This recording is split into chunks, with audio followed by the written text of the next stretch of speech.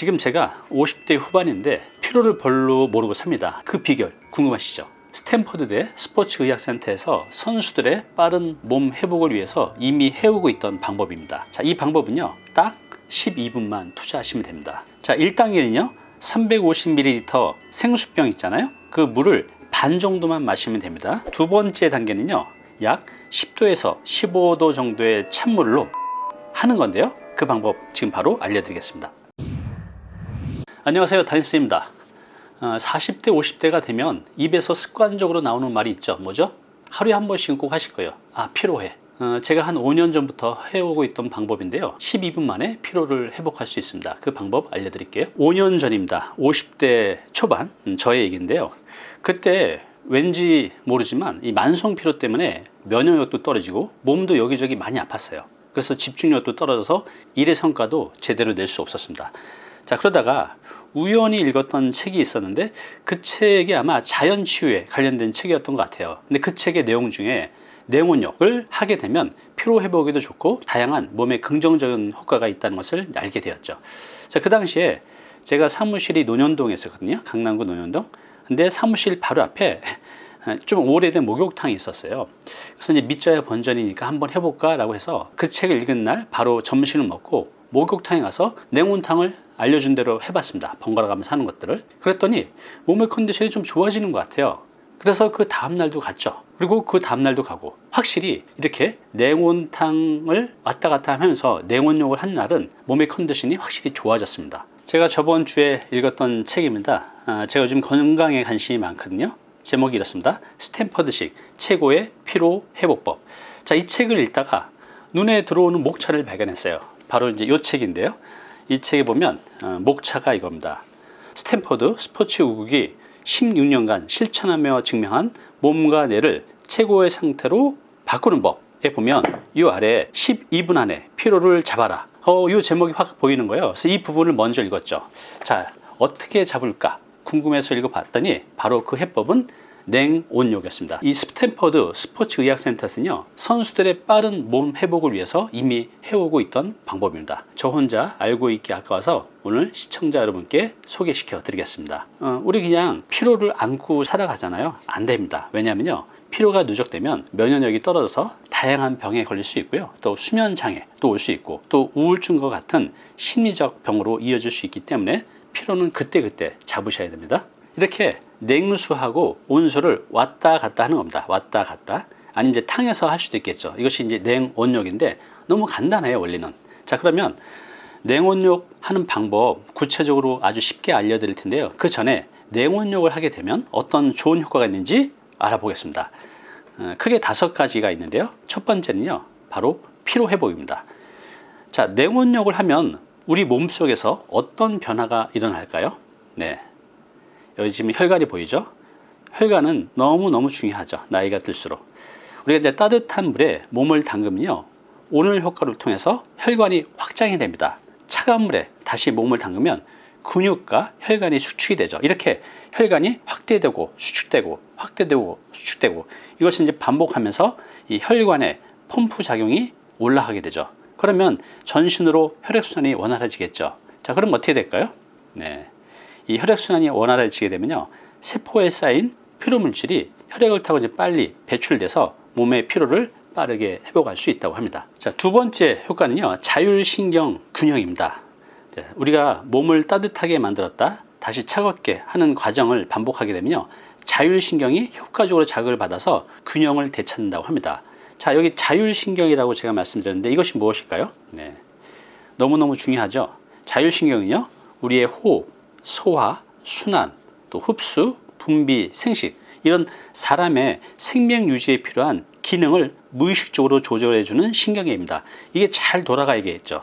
이게 잘 돌아가지 않으면 몸에 문제가 생기게 됩니다. 우리가 냉온욕을 통해서 자율신경이 안정되면 온몸의 긴장이 풀리고 또 스트레스로 인한 뇌의 피로도 함께 줄어든다고 합니다. 실제로 운동선수들한테 냉온욕을 실천한 대부분의 선수들이 몸이 편안해졌다라는 말을 했다고 합니다. 세 번째는요, 스트레스 해소입니다.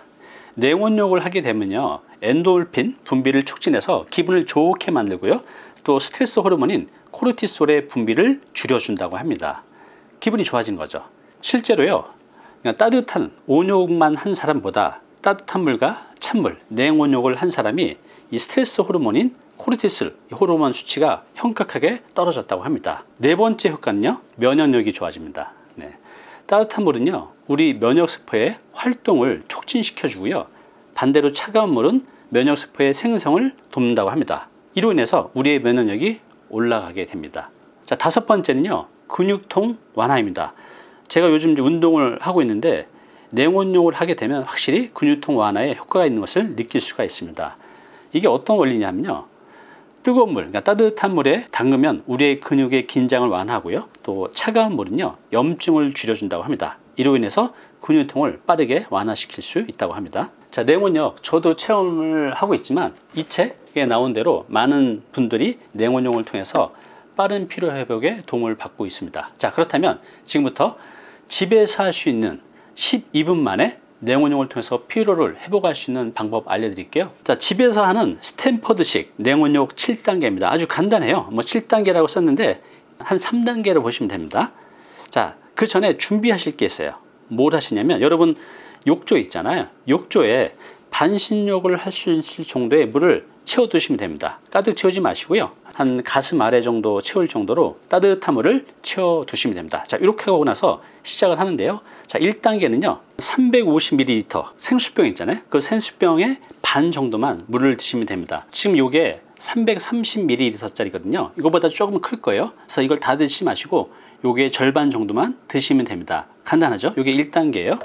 자, 2단계는요 물을 드신 다음에 찬물로 샤워를 하시는 겁니다. 얼마 동안? 네, 1분 동안.